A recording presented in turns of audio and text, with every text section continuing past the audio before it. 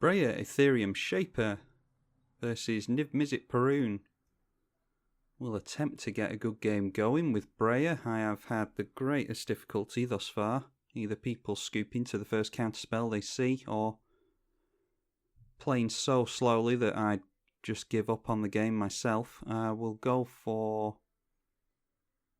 we can go in for Gitaxian Probe on our opponent, and we'll just pay the mana for that, do it the old-fashioned way, and see how much counter magic our opponent does or does not have. Doesn't look like they've got a whole lot going on there actually, which is fine with me. Probably going to get down that Evolving Wilds on the first turn. Our Niv Mizzet Parun deck is very obnoxious. It's counter everything, counter burn, all that type of stuff. Niv Mizzet Parun is 6 mana, can't be countered, 3 blue, 3 red, a 5/5 flying dragon. Whenever you draw a card, it deals 1 damage to any target, and whenever a player casts an instant or sorcery spell, you draw a card. So we'll have to do our damnedest to make sure that that doesn't come down. Although there's not a whole lot we can do about it because it is uncounterable. I'm not sure what colours we want here. We'll get down a white source and go for an untapped. I think it will have to be white and red.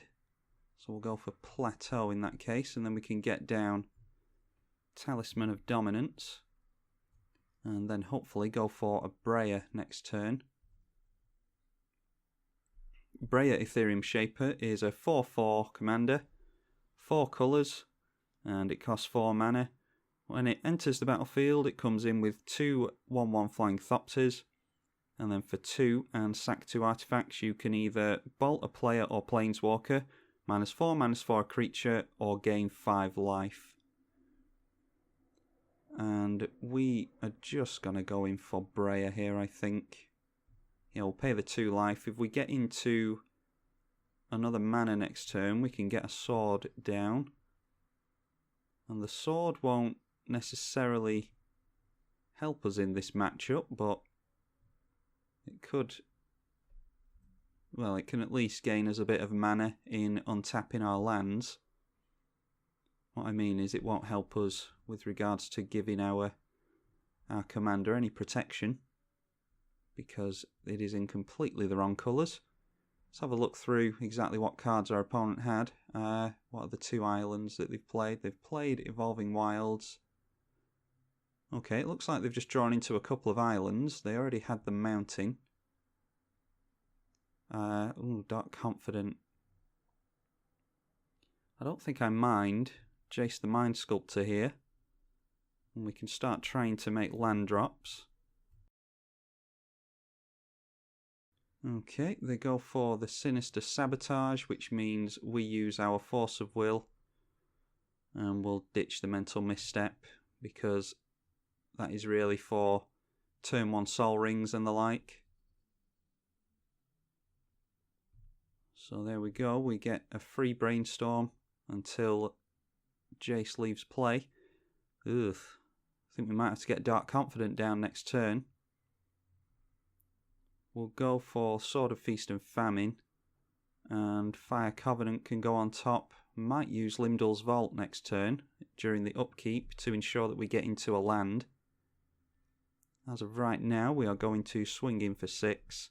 Typically you want to hold up 2 mana with Breya, but I think it's good to get Jace the Mind Sculptor down because... let me just get rid of that Sinister Secrets. Yeah, I think it's good to get Jace down because it can ensure that we get into some lands, or not, as last turn showed us. Okay, so Murmuring Mystic. Whenever you cast an instant or sorcery spell, you get an illusion token. That's that one. And then Swarm Intelligence. Whenever you cast an instant or sorcery, you copy it. And Ether Hub is a land. And then Sweltering Suns is a board wipe, which may well be getting used within the next turn or 2. They have 2 cards in hand that we don't know about. Oh, and we don't have a stop on the upkeep. That would help if you want to use your Limdol's Vault. Okay, well we can throw the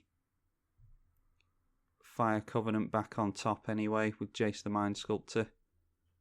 I don't actually mind having Fire Covenant in hand. Okay, we certainly do want to pay life. There are no lands there. Any order, don't care. Alright, there's some lands there, so why don't we just stop there. Forbid. Well, we're going to have to shuffle some things away anyway if we want to go for the Arid Mesa. Why don't we go Mana Crypt, Izzet Charm, Forbid, Arid Mesa, and Volcanic Island. Then we can get down one of those lands. We can get Dimir's Signet and Dark Confidant down, I think. So let's throw Forbid and Fire Covenant back on top. And then we'll do it like this. Dimir's Signet.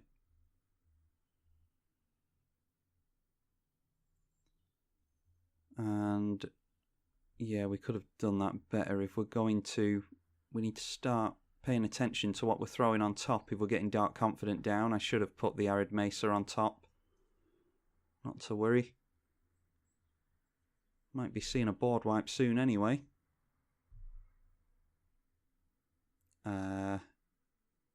Let's just go in with the Thopters so that our opponent doesn't feel a need to swing in with the Murmuring Mystic. Okay, down comes the Sweltering Sun, so the Dark Confidant isn't going to be dealing any damage to us anyway. And then it is 1 damage onto the Mind Sculptor, or we can just block here and replay Breya to get some more Thopters. Plus we managed to trade with the Murmuring Mystic. We don't want that in play because I think the Bird Illusions would be a pain for us. Don't need the stop on the upkeep anymore now that the Dark Confidant is gone. We'll just get down Arid Mesa. And then we have 1, 2, 3, 4, 5 and 6. So we have mana for Breya without cracking the Arid Mesa. Down comes Breya, no counter magic. And Sweltering Suns. Our opponent's really showing us what they're drawing into here. They've drawn into a few lands.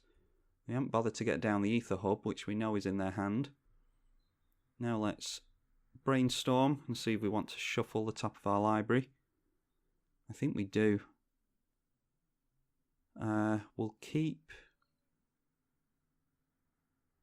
We'll throw Izzet Charm and Forbid away, I think.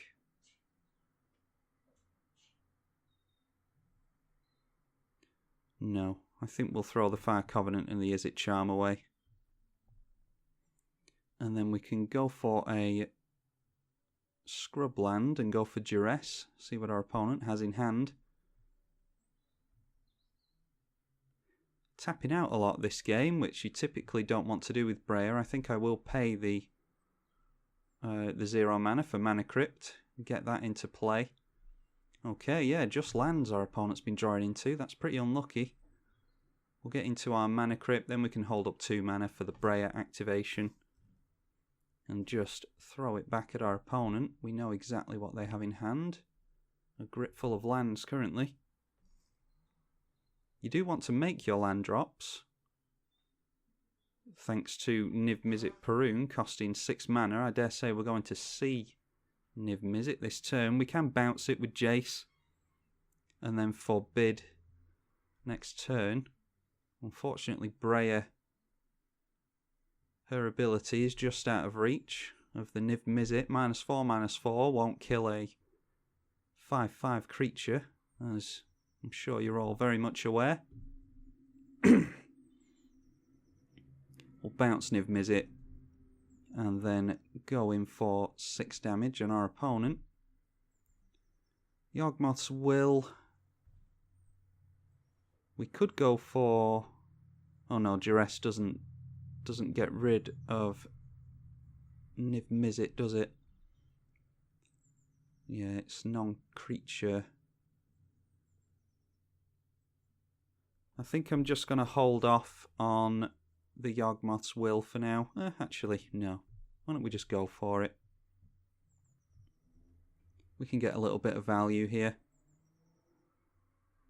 So we'll go in for the Dark Confident. We'll get down Windswept Heath.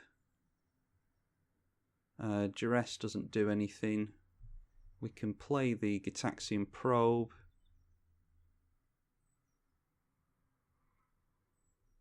And say done, that just draws us a card. We get into another land. Do we want to Limdul's Vault? No, we just want to hold up Breya and or counter magic here. Unfortunately can't use the buyback on Forbid.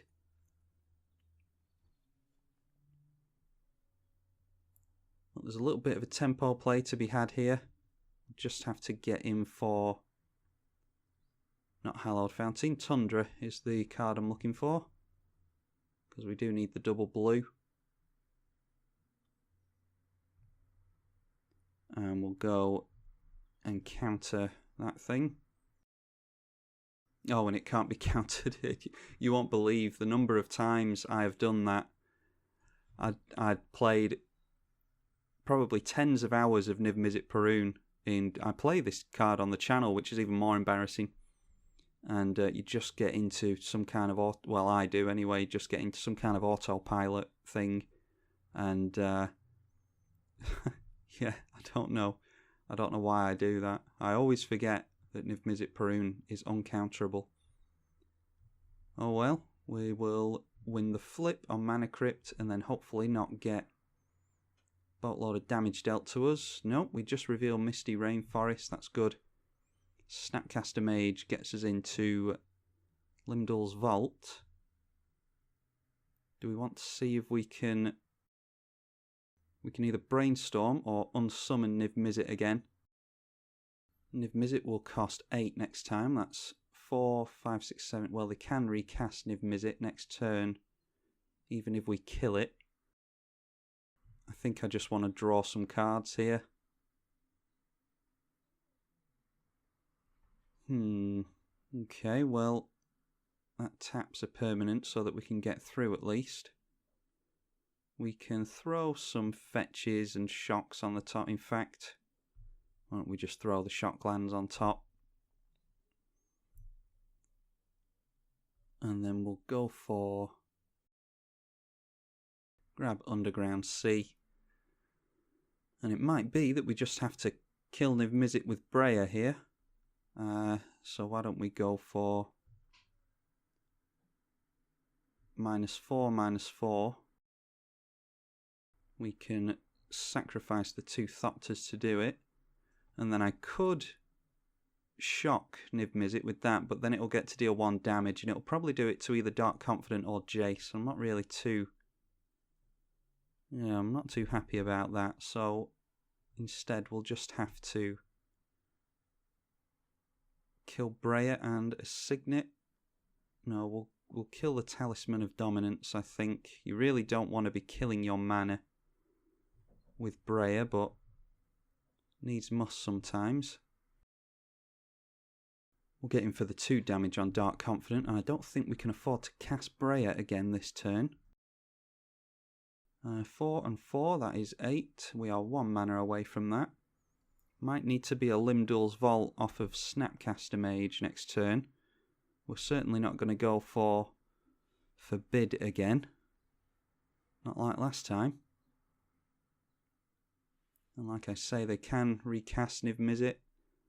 We'll go for Snapcaster now onto the Limdul's Vault. That way they won't get to ping a load of stuff. We'll go for Limdul's Vault. No, there's nothing there, so we do want to pay life. Vidalcan Shackles is 1, 2, 3, 4, 5. We can go for Vidalcan Shackles, so yes, we'll do just that. We'll say no to Pain Life. Then it's Wasteland we don't care about. In fact, everything's going to get shuffled away here, so although we can stack it in a way that, yeah, we'll go for the Signet, Land Tax, Vidalcan Shackles, and we will reveal Skull Clamp with the Dark Confident. And we have to remember not to cast Fire or Ice, because they will be able to ping Dark Confident with that. And we'll shuffle those other cards away with Misty Rainforest when we go for our blue source that will allow us to get down Niv Mizzet. Bolted again by Mana Crypt. We get Hurt for 1 with Dark Confident. Did I put that in the wrong order? Oh, anyway, it doesn't matter. Hopefully it doesn't matter.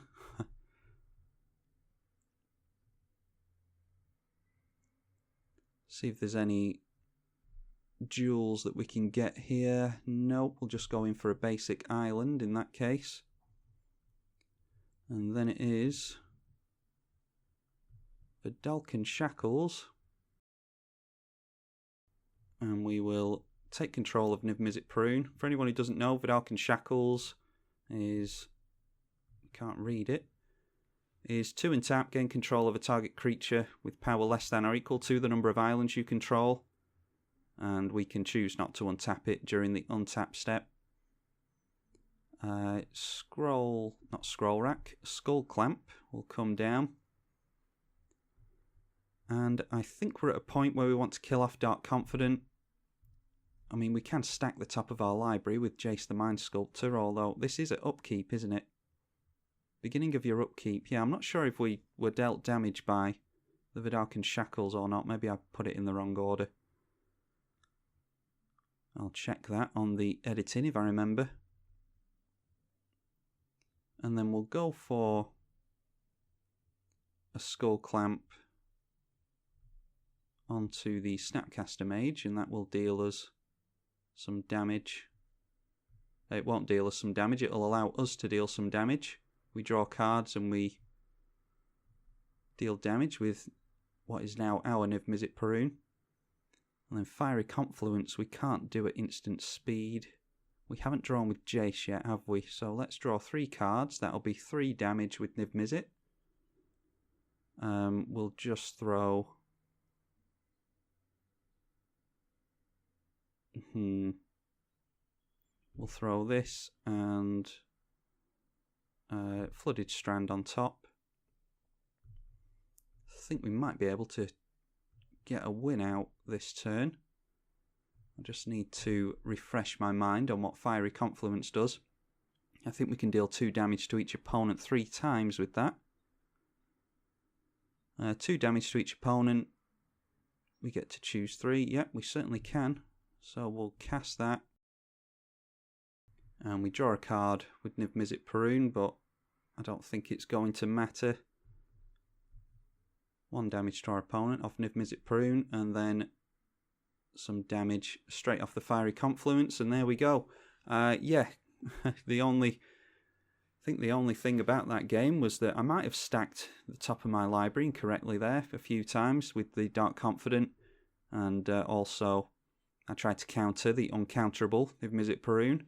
I did go over the fact that it's uncounterable at the beginning of the game, and I have played this card, like I said, for tens of hours, and to this day, for some reason, I just blank on the fact that it's uncounterable, and I did try to counter it anyway. But anyway, good game to our opponent.